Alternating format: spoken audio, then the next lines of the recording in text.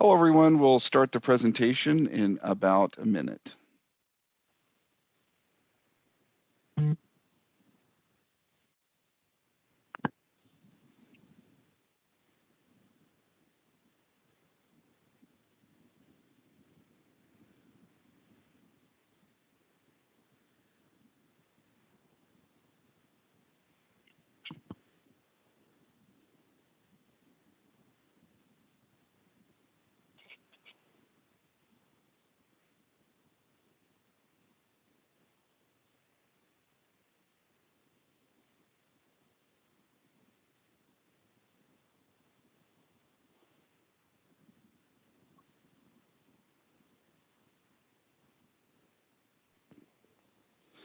Hello, everyone, and welcome to today's Safety and Health webcast, your written HazCom program, how to make sure it's OSHA compliant, presented by J.J. Keller.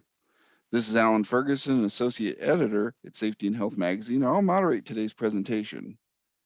First, I'd like to thank you all for joining us, and on behalf of the National Safety Council, whose employees are currently working away from the office, we hope that you, your loved ones, and all the people in your lives are remaining safe and healthy wherever they are. We'll start the presentation in a couple minutes, but first there are some housekeeping items. As a disclaimer, the views of today's speaker and organization are their own and do not necessarily affect those of the National Safety Council or Safety and Health Magazine. Any mention of a commercial enterprise, product, or publication does not mean the council or the magazine endorses those items. After today's presentation, we'll conduct a question and answer session with our speaker. To ask a question, click the Q&A button at the bottom of your screen and type your question and click the send button. Please feel free to ask your question at any time during the presentation. You don't have to wait for the Q&A to begin. We'll try to answer as many questions as possible. We might not get to every question. The good news is that any unanswered questions will be forwarded to today's sponsor. After this presentation, you'll be asked to complete a brief evaluation survey, and I'll tell you more about that a little later. This webcast will be archived so you can access it after today's live event. To view this webcast and all of our past webcasts, please go to safetyandhealthmagazine.com/events. With that, let's introduce our speaker. Lisa Newberger is an editor at J.J. Keller, specializing in workplace safety and environmental topics, focusing primarily on hazardous waste. She's the lead editor for J.J. Keller's Environmental Alert newsletter and the comprehensive Environmental Compliance Manual, which helps employers negotiate the complex regulatory landscape. Again, we'd like to thank you all for tuning into this presentation. Lisa, whenever you're ready, go ahead and take it away. All right, thank you so much. And thanks everyone for joining us today. I just want to mention that today's webcast is sponsored by the J.J. Keller HazCom Chemical Safety Management Service. With this service, you can get help from J.J. Keller experts to manage your chemical inventory and SDS library. You can ensure proper labeling, and it saves you a ton of time. It also gives you the confidence that it's done right and that you are in compliance. And this service provides support and guidance for those core areas of your HazCom program. So on behalf of the J.J. Keller HazCom Chemical Management Service, welcome to today's webcast. Here's just a little picture so you can see what I look like. And Rachel was going to join us today. She had some technical difficulties, so I know that she feels disappointed that she wasn't able to join us. So let's get started. The Hazard Communication Written Program routinely makes OSHA's list of top 10 violations. Last year, fiscal year 2020, it was the most frequently cited violation in general industry. It had over 2,200 citations. Whether it's the lack of a program that's not current, or an inadequate program, year after year, the written program remains a top violation. And that's true even though HazCom has been a part of OSHA's regulations for decades now. So today, I'll cover what you need to include in your written program to be in compliance. So let's look at that agenda. Today, we'll talk about the scope of the hazard communication standard regarding who's covered, who's exempt. We'll talk about what has to be in your written program. We'll look at a breakdown of each requirement and evaluate your written program. We'll look at state plan states and how that might be a little bit different. We'll look at some common trouble spots, and we'll also look at a checklist for compliance. So all types of chemicals, from cleaning fluids to paints to pesticides, they're all produced in workplaces and may be used in workplaces downstream. While these chemicals have utility and benefits in their applications, they also have the potential to cause adverse effects. These adverse effects include both health hazards, such as the ability to cause cancer, and then physical hazards, such as flammability.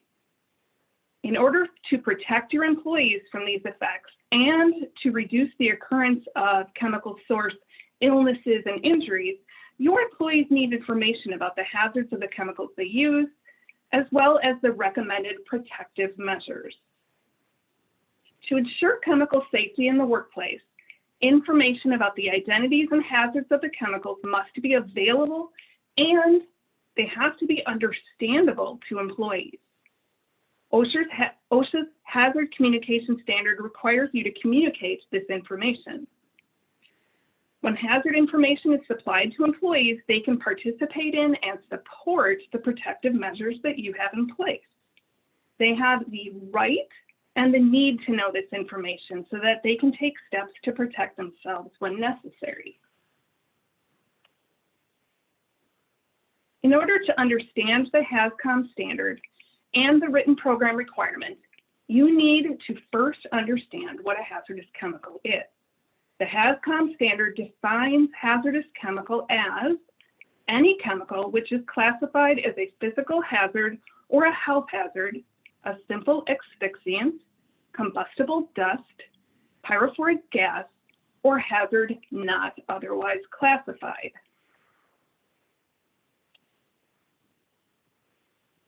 Now, the term health hazard and physical hazard are defined at 1910.1200 in paragraph C.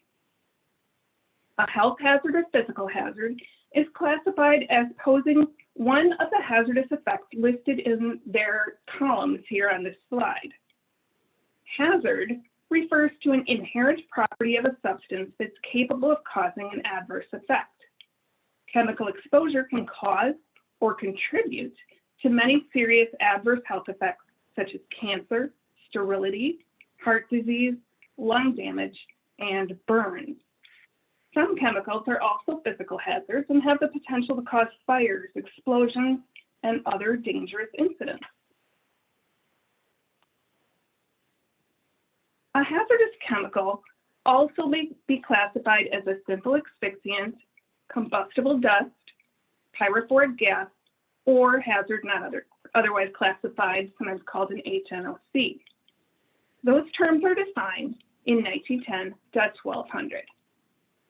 Also, combustible dust is defined by a directive from OSHA, a compliance directive, or CPL, and that is CPL 0300008. So you can look that one up.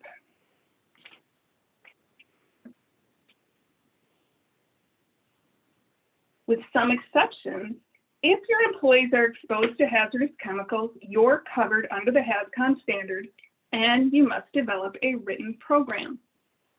The standard defines exposure or exposed to mean that an employee is subjected in the course of employment to a chemical that is a physical or health hazard and includes potential, for example, accidental or possible exposure. Now, subjective in terms of health hazards includes any route of entry. For example, inhalation, ingestion, skin contact, or absorption. All employers who fall under the HazCom standard must develop, implement, and maintain a hazard communication program unless they're otherwise exempted. And this requirement applies whether your company generates the hazard or the hazard is generated by other employers on the work site. In fact, employers on multi-employer work sites who do not use hazardous chemicals, but whose employees are exposed to the chemicals used by other employers on the work site, they're required to have a program and train their employees on the hazards of the chemicals in their work areas. We'll get to that a little bit more in detail in just a little bit. Now, I mentioned there are exceptions. Laboratories and operations where chemicals are only handled in sealed containers, such as a warehouse, they don't need to have a written hazard communication program, but they do have other responsibilities. So it doesn't have to be written, but there are other things that they will have to do, and we'll, of course, get into that in just a little bit. Now, certain hazardous substances are regulated by other agencies. So OSHA has exempted them from coverage by the HazCom standard, and they don't need to be included in your written program. So we get a lot of questions on what's considered an article, and the standard defines an article as a manufactured item other than a fluid or particle, and it's formed to a specific shape or a design during manufacture. It has an end-use function dependent in whole or in part on its shape or design during the end use, and it can't release more than very small quantities of a hazardous chemical or pose a physical hazard or health risk to employees under normal conditions of use. Now, it may be difficult to define what's considered normal conditions of use. An employer may have a manufactured item that meets the definition of an article, but if it's burned, it produces a hazardous byproduct. The question then becomes, is burning normal use for the product? And if burning occurs during its normal use and more than trace amounts of hazardous byproducts are produced, well, then it can't be exempted as an article. So also normal use does not include incidental exposure. If a hazardous chemical can be expected to be released only when the item is repaired, that's not considered part of its normal condition of use. Then the item is considered an article under the HazCom standard and is exempted. So examples would be things like stainless steel tables, vinyl upholstery, and tires. Those are all kind of considered articles. So basically, if the product will be processed in some way after leaving the manufacturing site, say it's going to be heated or welded or glued or thawed, and a hazardous chemical could be emitted in that process, then probably it's not going to qualify for the article exception. Another question that often comes in concerns consumer products. So the HazCom standard does not cover consumer products. Those are things like kitchen cleanser or Windex or something like that.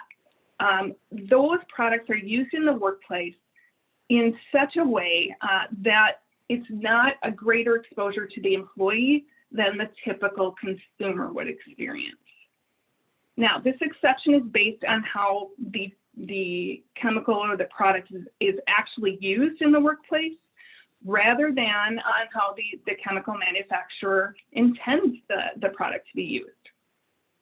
For instance, if an employee uses kitchen cleanser to clean the sink in the break room twice a week, that's considered normal consumer exposure. But if that employee cleans all of the sinks in all the building's bathrooms every day, that's going to exceed normal consumer exposure, and then HazCom would apply. And that includes the need for an SDS for that product. And the chemical would need to be listed in the written program.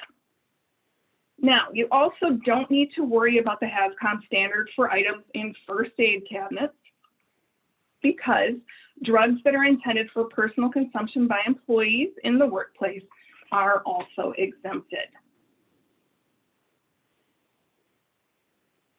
If your operations and your chemicals are not entirely exempted, and you're left with some covered hazardous chemicals that your employees are exposed to, then you must develop a written HazCom program. Simply put, a written HazCom program is a record of what your organization has done and will do to comply with the HazCom standard.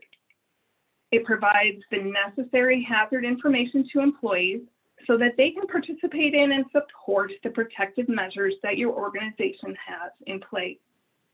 Now, your program doesn't have to be lengthy or complicated. In companies that have few hazardous chemicals or few exposed employees, a very basic HazCom program will probably do just fine. But it should provide enough details to assess whether a good faith effort is being made to train and inform employees. Now, you can maintain your program either on paper or in electronic format, but the kicker is employees have to be able to access it. If your employee's job assignment requires travel between various locations at your company, well, you can keep the written program at a primary work location. And then finally, the program has to be available on request, not just to employees, but also to their designated representatives, say that the union rep, and then any OSHA officials that ask for it, or state officials that ask for it. Okay, so let's take a poll question here and see where you are in your HazCom program. So, is your written HazCom program up to date? And you may want to consider things such as new chemicals, new hazards, updated hazards from chemicals currently in use, changes in processes that affect exposures, and required changes to PPE or training. And we'll talk more about those as we go further in the presentation. All right, so hopefully you've had a chance to take this poll, and let's go ahead and see what our results are. Okay, so 57% of you say that your program is up to date, so that's excellent. Hopefully we'll still give you something here that you can use for your program going forward. 15% of you say that nope, your program is not up to date. So again, hopefully that I can share some things with you that will help you out. And 28% of you are not sure. So again, this going forward will give you some information you can use. So thank you everyone for taking that poll. And let's go on to the next question. All right, so you want to be sure to appoint a coordinator for your program. Without an overall coordinator, critical program elements could be overlooked.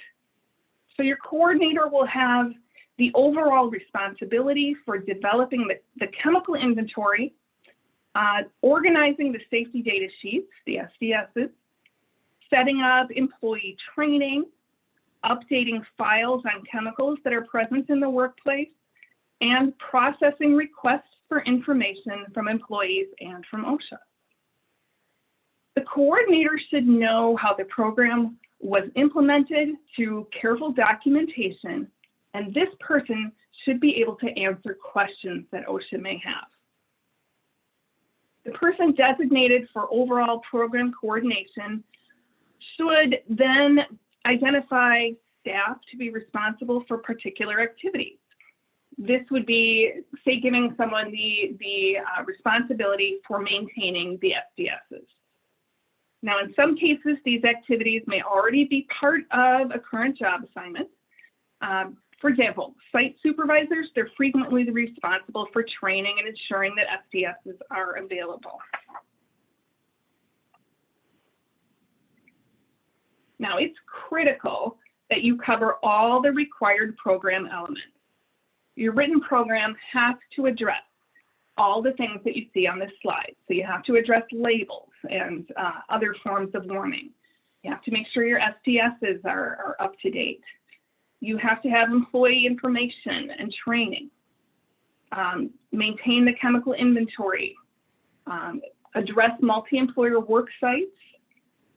Look at the hazards of non-routine tasks that you may have. And then look at the hazards associated with chemicals in unlabeled pipes and employees' work areas. So you may be wondering, all right, what's a non-routine task?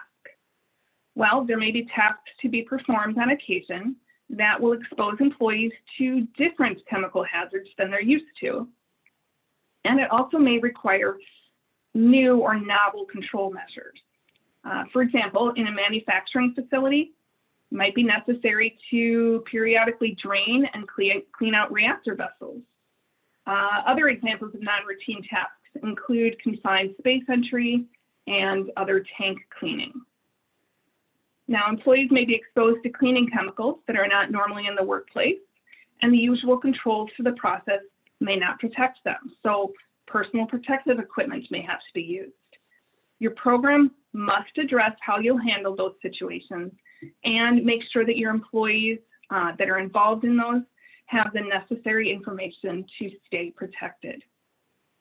All right, and that last bullet on the slide, work activities may be performed by employees in areas where chemicals are transferred through unlabeled pipes.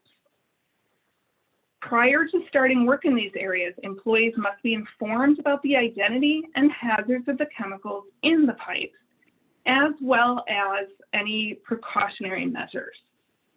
Your program has to address how you'll inform employees of those hazards and what those precautionary measures are. All right, so let's break down each of the elements you need to include in your program. And first, we'll look at what you should include when it comes to labels and other forms of warning. Your program should designate the name or the job title of the person responsible for ensuring labeling of shipped containers and in-plant containers. Chemical manufacturers and importers are required to provide labels on shipped containers with the product identifier, signal word, pictograms, hazard statements, precautionary statements, and then the name, address, and phone number of the responsible party. So when you receive a hazardous chemical from a supplier, all of that information should be located on the container. There could also be supplemental information on there, and that's all right. Now, in your program, you'll also want to describe any in-house labeling system that you use. And you may find it helpful to include samples of these labels. As the employer, you're required to ensure that covered containers in the workplace are labeled. So you can use the same label from the supplier. You can use a GHS style label with or without the responsible party information. Or you can label workplace containers with alternative labeling systems, something like the National Fire Protection Association, NFPA, or Hazardous Materials Identification System, HMIS. Any container of hazardous chemicals in the workplace that does not use the GHS style must, at a minimum, include the product identifier and general information concerning the hazards of the chemical. In this case, whatever alternative method you choose, your employees need to have access to the complete hazard information in your written program.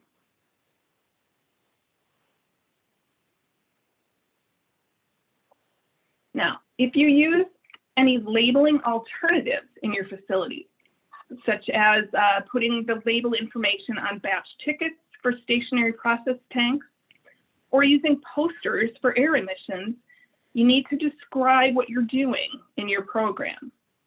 It's also important to list your procedures to review and update label information when necessary. And that's to ensure that, if labels fall off or if they become unreadable, they're immediately replaced.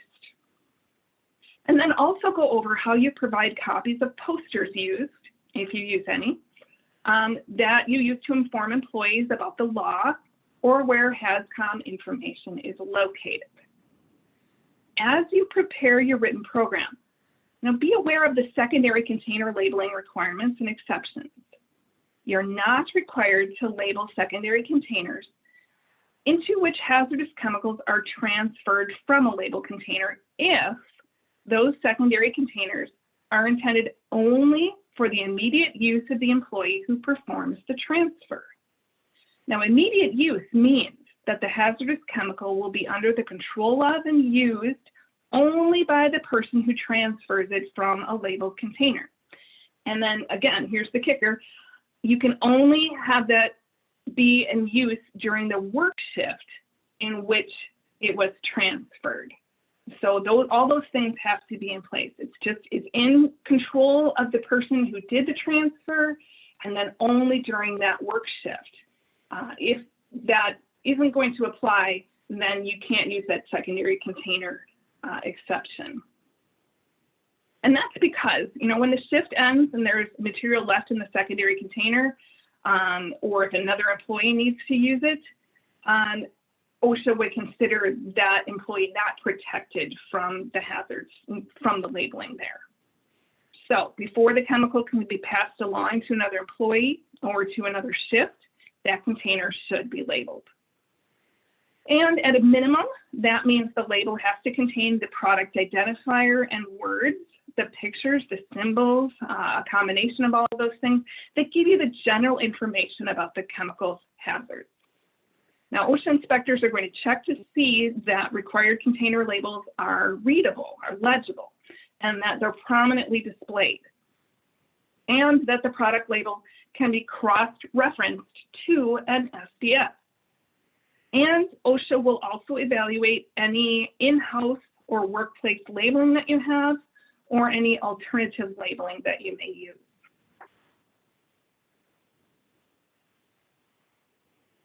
Now again, today's webcast is sponsored by the J.J. Keller HazCom Chemical Safety Management Service.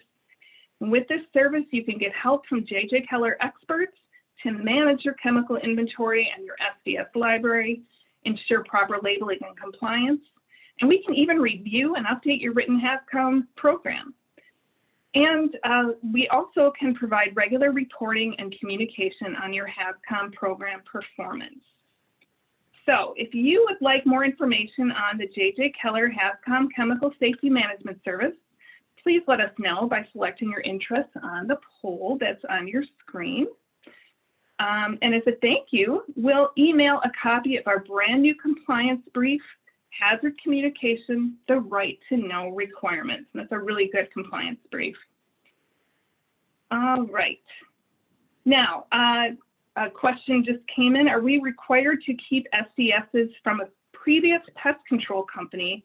The insecticides were only used by the pest control company, and we did not keep any on site.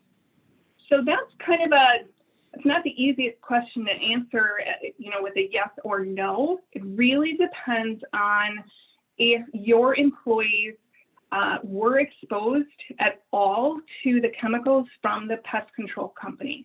So was that company, did they put things on your lawn and your employees could have been exposed to that chemical? Or were they just, say, putting out, say a chemical that was, in a remote location that none of your employees were exposed to?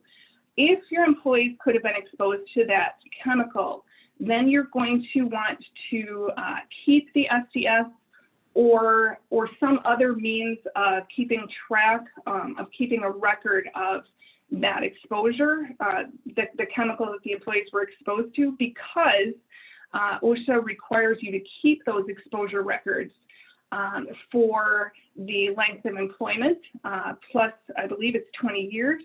And the requirement for that is found in 1910.1020 for exposure records.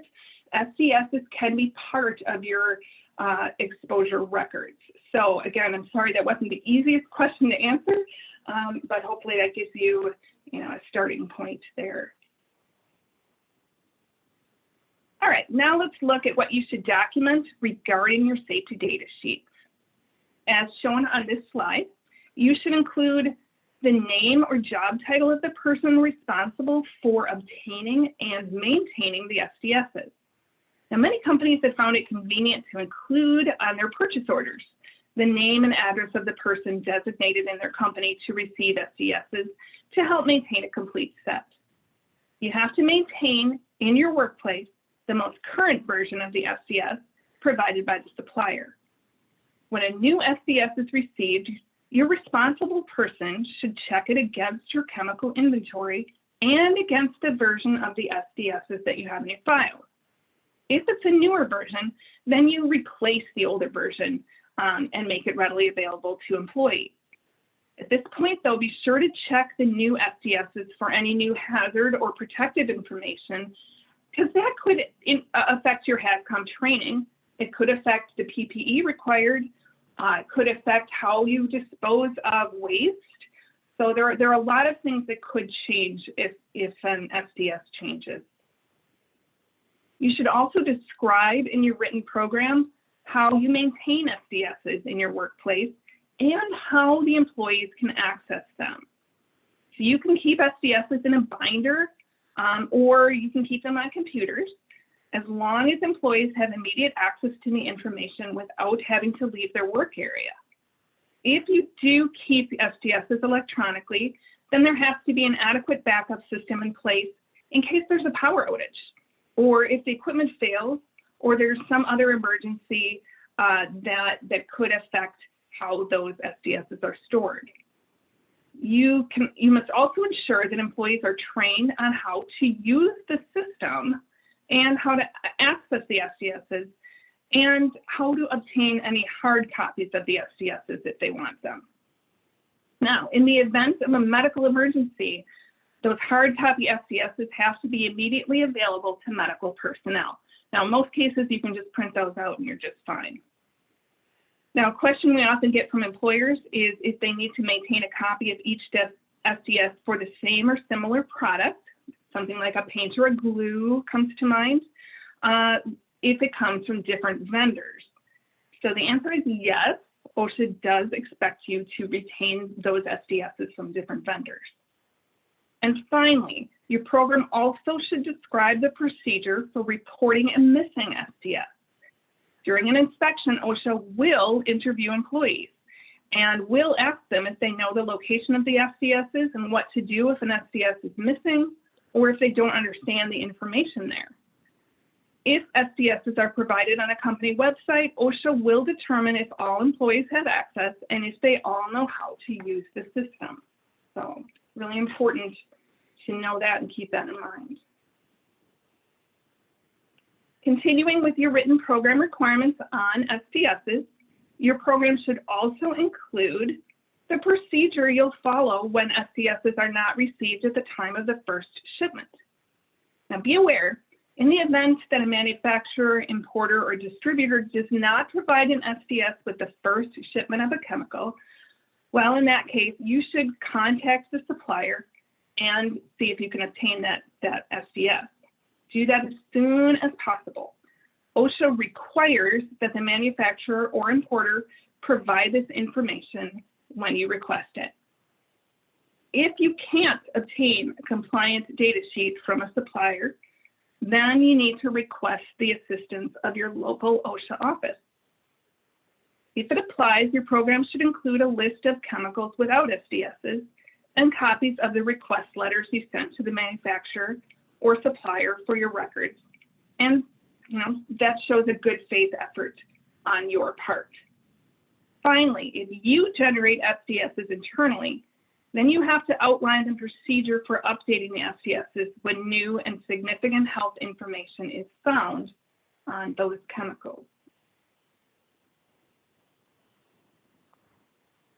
All right, while we're on the topic of SDSs, let's take a look at how you maintain your SDSs.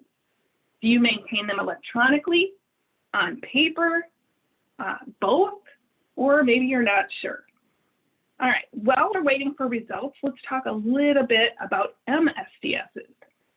You may have material safety data sheets or MSDSs on hand for products that were not recently received. In a letter of interpretation, OSHA says that they won't issue citations if employers maintain MSDSs when SDSs haven't been received. As long as you're maintaining the most current version of the MSDS or the SDS from the chemical manufacturer, importer, distributor, you are in compliance. All right, so let's see if maybe those poll results have come in. All right, so 30% of you keep them electronically, 15% in paper, 51% both, and 3% are not sure. So that is pretty much what I'd expect and what we're hearing from most employers, that they like to have the convenience of the electronic SDSs, but really do like to have that paper copy back up also. So they're doing both. So thank you so much, everyone, for taking that poll. All right. And let's go on to employee training. So your written program should identify the name or job title of the person responsible for conducting training. OSHA doesn't specify who can conduct HazCom training, and there really isn't a formal certification required to do so. As the employer, you can determine who's qualified to do the training for you. However, OSHA does expect that the trainer has the knowledge and understanding to present the information so that it's understandable to all employees. And here's a really important point. It has to be specific to your workplace. Now, you should identify which employees will receive training. And if you are planning on training all employees, that needs to be stated in your program. The HazCom standard requires you to train employees who are exposed to hazardous chemicals under normal conditions of use and in foreseeable emergencies. Now, as I mentioned earlier, the regulation defines exposure or exposed to mean that an employee is subjected in the course of employment to a chemical that's a physical or health hazard, and it includes potential exposure. Potential, in this case, means accidental or possible. Subjective, in terms of health hazards, includes any route of entry. Foreseeable emergency, as defined by the regulations, means any potential occurrence, such as something like equipment failure, rupture of containers, failure of control equipment that could result in an uncontrolled release of a hazardous chemical into your workplace. Training must include temporary employees also who may be exposed to hazardous chemicals. Under the HazCom standard, the staffing agency is expected to provide generic hazard training and information concerning categories of chemicals that the temp employees may encounter. Host employers, on the other hand, are responsible for providing site-specific hazard training as required by the standard. So if you have some employees who are occasionally in an area where chemicals are stored or used, and you're not really sure if they're exposed, you want to include them in your training program. Those employees who encounter hazardous chemicals only in non-routine, isolated instances, for instance, office workers, bank tellers, those you don't have to include in your HazCom training.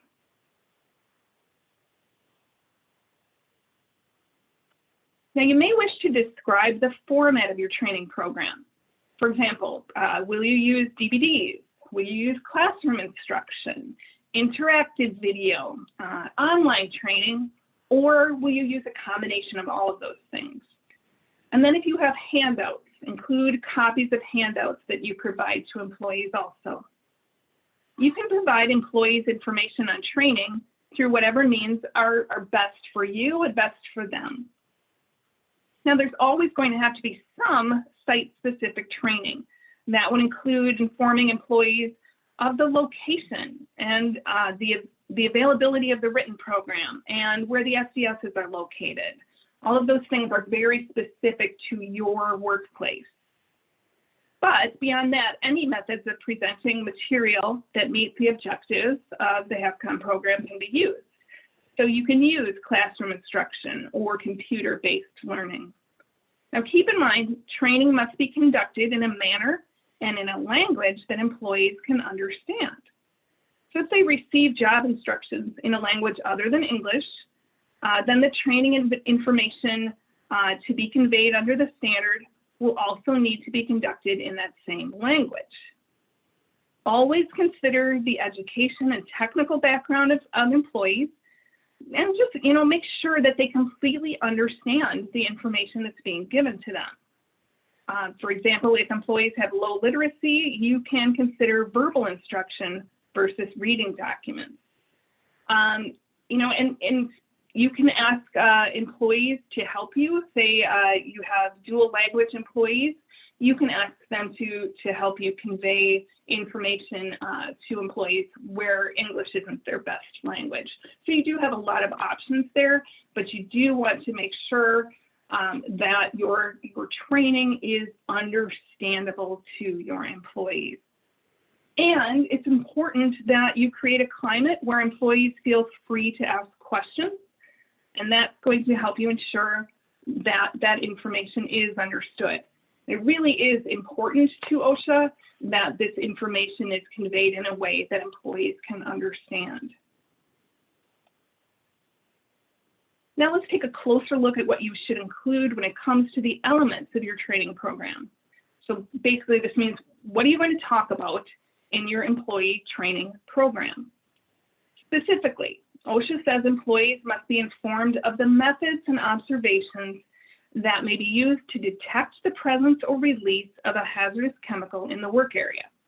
So that's something like monitoring conducted by the employer, using continuous monitoring devices, or using the visual appearance or odor of hazardous chemicals when they're released.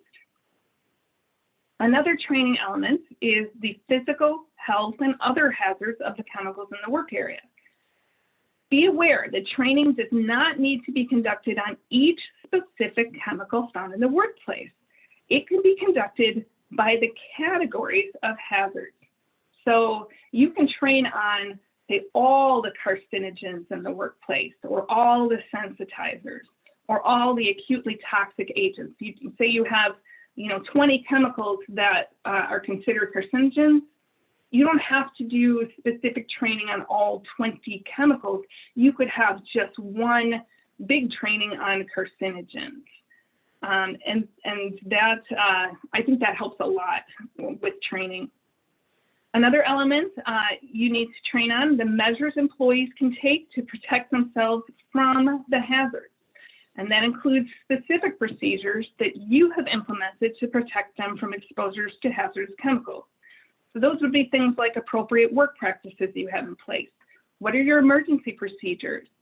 What personal protective equipment do employees have to use?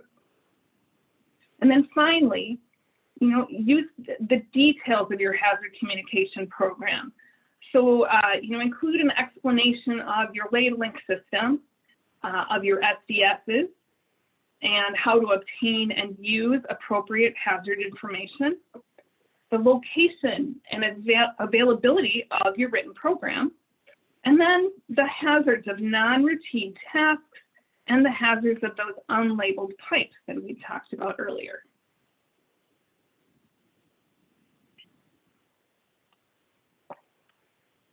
All right, your description of employee training should also include the procedures to train employees at the time of their initial assignment. And then you also need to train when a new hazard is introduced into the workplace.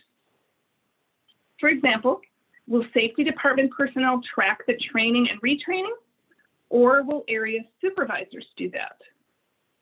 The procedure to train employees when they're potentially exposed to chemicals used by other employers on multi-employer work sites also needs to be addressed. And then finally, you may wish to describe how training is documented, such as a copy of a training attendance sheet signed by employees upon completion of their training. Now, HazCom does not require you to maintain records of employee training, but many employers choose to do so. And as we all know in safety, if it isn't documented, it didn't happen, right? By keeping those training records, you can ensure that all employees have received appropriate and timely training. And those training records also help to demonstrate to OSHA that you're complying with the training requirement. Now, keep in mind, even if you do document that training, if OSHA goes out and talks to the employees and finds out that they don't understand where to find SDSs or how to read them, even if you have that documented, OSHA is not going to consider those employees trained. So it needs to be kind of a combination. The employees have to be able to answer those questions. They have to understand their training, And then we also recommend that you do document that training. That can help you out a lot. Okay, so let's take a poll on that. To the best of your knowledge, does your HazCom training go over the content and availability of your written program? All right, and while we're waiting for those poll results, I'll take a training question. The HazCom standard says in part that employers shall provide employees with effective information on training. All right, so you might be wondering there, what does OSHA consider to be effective? In a letter of interpretation, OSHA says information and training provided to employees should allow them to perform their work in a safe and healthful manner that complies with OSHA requirements. And the information is presented in a manner they're capable of understanding in both language and vocabulary perspective. Not enough just to complete training, training must be effective. If training is inadequate and employees don't understand it, OSHA citations must be issued. Inspectors will ask employees questions, and if employees can't respond properly, even if they've been through documented training, OSHA can cite you. So that's kind of what I was talking about before with, even if you're documenting it, if employees can't answer those questions to OSHA, that can get you into trouble. All right, so let's see those results. Okay, so 72% of you do include information on training information on your HazCom program, 7% no, and 20% not sure. So thank you again for taking that poll. I appreciate that. All right. So while OSHA doesn't require that you evaluate your training program, you may consider doing so to ensure that it is effective for your employees. And we just talked about why it's important to have an effective program. Consider including in your written program a discussion of your evaluation or your feedback process to gather information from employees on the training they received. You know, think about what formats might work better and the value of what they learned. This evaluation could be in the form of a sheet to be filled out by employees after the training. It could also include observation on how the training has affected employee behavior. For example, if employees have better compliance with use of protective measures, say they're using their gloves when it's appropriate, that could factor into your evaluation of the program. If employees are not interested in the training as it's conducted, or if employees aren't motivated and don't show an increased knowledge of the hazards and the use of the protective measures they need to take, well, in that case, it might be necessary to review and revise your training so that you get a better outcome from it. Now, OSHA does not require refresher training, but refresher training is an opportunity to review your HazCom program and your training. Providing training once and then assuming that it's going to last for several years and employees are still going to know the hazards of those chemicals or know their role in the HazCom program, that's a pretty risky assumption. So really, it's wise for you to set up a system for periodic retraining. That does not have to be annual, doesn't have to be a full-blown training session. You know, something like a monthly or quarterly safety meeting. During those meetings, you know, remind your employees of the training topics.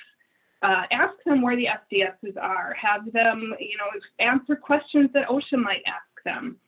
And, you know, talk about what your labeling system is. Ask them what the pictograms represent.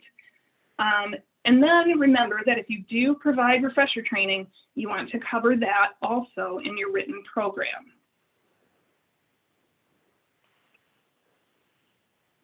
All right, let's turn to the chemical inventory. Your written program must include a list of the hazardous chemicals known to be present in the workplace. And that's your chemical inventory or your chemical list. It can be maintained by work area or it can be maintained for the workplace as a whole. The inventory must include all hazardous chemicals that are present, even if those chemicals are in storage. Compiling the inventory for the entire workplace might be the most suitable for very small facilities, But for larger workplaces, it might be more convenient to compile lists of hazardous chemicals by work area and then assemble them together as the list for your workplace. And as new chemicals are purchased, you want to update your list. The chemical inventory has to be made available upon request to employees or to their designated representatives. And of course, you have to make it available to OSHA when asked. To prepare a comprehensive list, perform a department by department search for every chemical present in your workplace. Include cleaning supplies, things like bathroom and window cleaners, grounds and maintenance chemicals, things like weed killers and fertilizers, vendor samples that are being used on a trial basis, fuels, paints, and chemicals used in daily operations also. Be sure to check in all cabinets and closets and in other storage areas where chemicals may be hiding. Now, sometimes people think of chemicals as being only liquids in containers, but the HazCom standard covers chemicals in all physical forms. So that includes liquids, but it also includes solids and gases and vapors and fumes and mists. And that's whether they're contained or not. The hazardous nature of the chemical and the potential for exposure are the factors that determine whether a chemical is covered by the HazCom standard. In addition to spotting chemicals in containers and pipes, you also want to think about chemicals that are generated during work operations. So it's something like welding fumes or dust or exhaust. Those are all sources of chemical exposures. Some other suggestions for preparing your chemical inventory include, reading hazard labels provided by suppliers, making a list of all chemicals that are potentially hazardous at the site, noting the storage and use locations of the products, and then noting the hazards as found on the label. And then purchasing records can also help you out. Before purchasing chemicals, review the hazards of the chemicals and evaluate if maybe a less hazardous chemical could be substituted for that more hazardous chemical. And then while compiling your inventory, consider listing the substances separately by department. You'll find it does make it easier to conduct employee training to know which chemicals are used in which department. The inventory may be kept by using the product identifier from the SDS. It may be kept by product name or number as long as the identity used on the list matches that used on the SDSs and the label. And those documents need to be able to be cross-referenced. Now, OSHA doesn't specifically require that your inventory contain anything other than the product identifier. However, in addition to including the inventory in your written program, it can be used for other purposes. For example, OSHA requires employers to keep chemical exposure records, such as the MSDSs and the FDSs, for 30 years after the chemical is no longer used. And that's kind of what I talked about before. I think I misspoke and said 20 years, it's 30 years. In lieu of keeping the MSDSs or the FDSs for 30 years, you can use your chemical inventory as the exposure record if you add the dates that the chemicals were used and where they were used in your facility.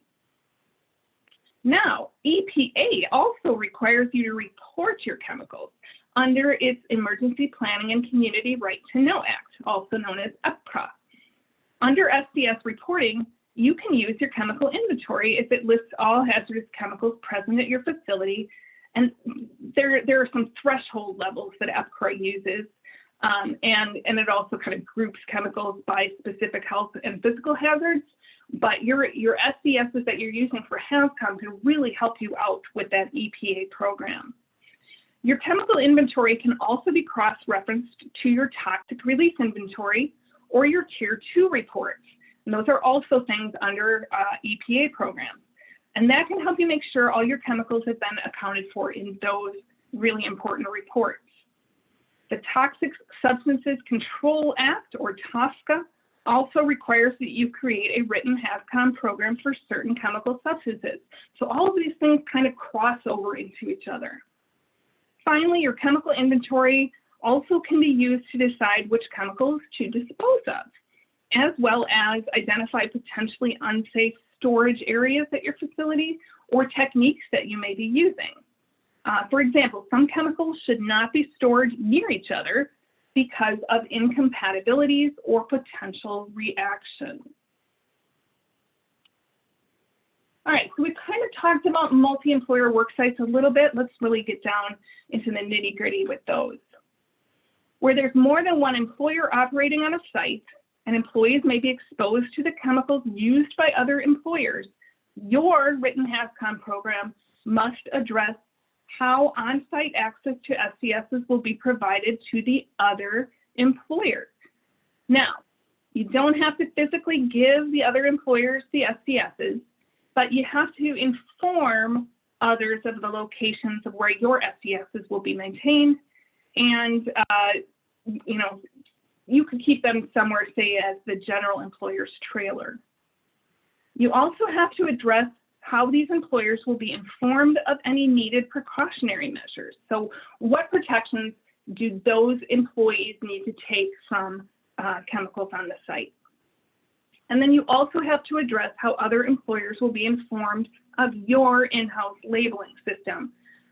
OSHA allows you to decide on the method of information exchange that you want to use.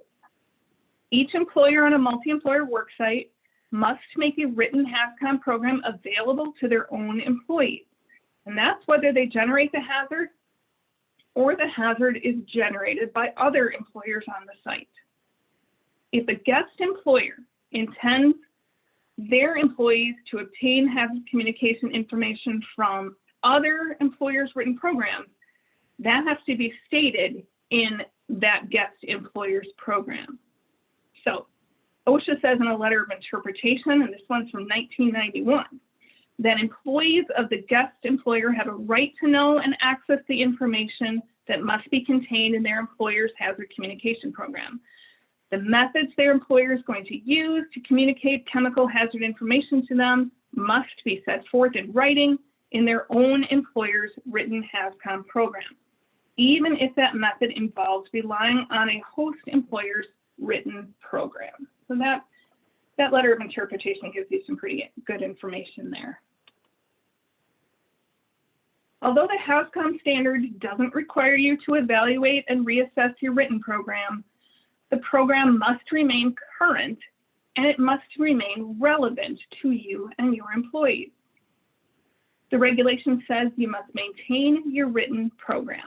So the best way to achieve that is to review it periodically, and that just makes sure it's still working and it's meeting the objectives that you set for it. And then if it's not, revise it to address any changed conditions in the workplace.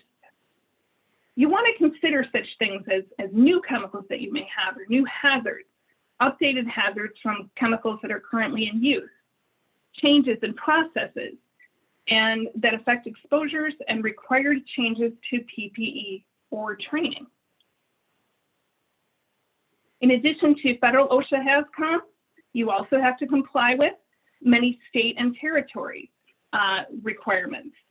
And these state plan states have to have standards that are at least as effective as OSHA's rules.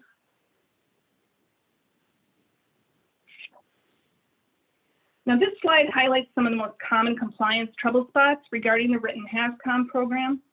During an inspection, OSHA will confirm that you have a written HazCom program and that it addresses all of the required topics for your workplace.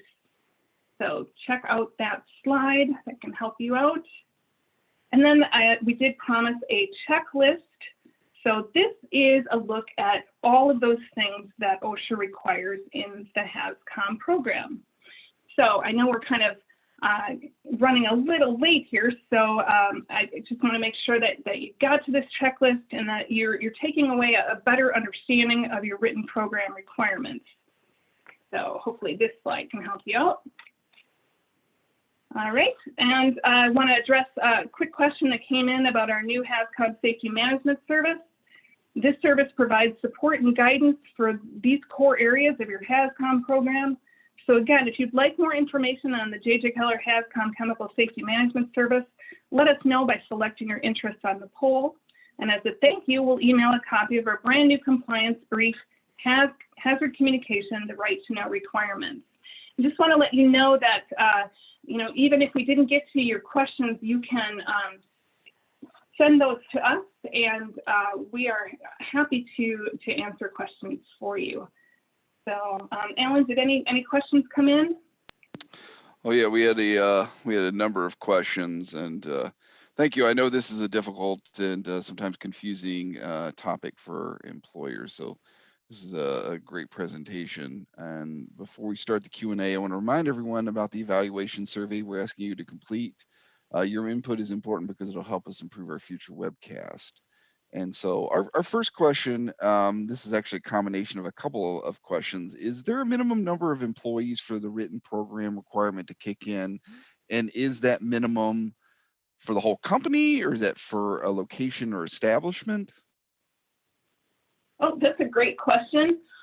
There is no minimum number of employees for the HazCom program to kick in. So if you have one employee and you have hazardous chemicals, you need to know that written program does need to be completed. Our next question, what's the best way to prepare a chemical inventory, and how often should we update that? Okay, what's the best way to prepare a chemical inventory? That's a good question. And probably the best and easiest way would be to survey the entire workplace. You can work systematically through your facility. And then, remember that you want to look at, places where chemicals could be hiding. And then also note chemicals in all their possible forms. So, liquids, gases, solids, all those things that we kind of talked about. Think about chemicals that are generated in operations like welding, and then be sure to check those areas that we kind of talked about before where those chemicals might be hiding: cabinets, closets, other storage areas. The other part of that, how often should we update that inventory? Okay, good question. So OSHA doesn't have specific time requirements for updating a chemical inventory, but you are required to update it when you receive new chemicals, or if you stop using certain chemicals, you want to update that also. So anytime that you get a new chemical in, that's really when you need to take a look at it. Okay, well, thank you, everyone. Unfortunately, we have run out of time. I'm sorry that we didn't get to everyone's questions, but unanswered questions will be forwarded to today's sponsor. Again, we also hope you take the time to share your feedback through our survey. This ends today's Safety and Health Magazine webcast. I'd like to thank Lisa Newberger, Rachel Krubsack, our sponsor, J.J. Keller, and of course, everyone who joined us today. Take care and be safe.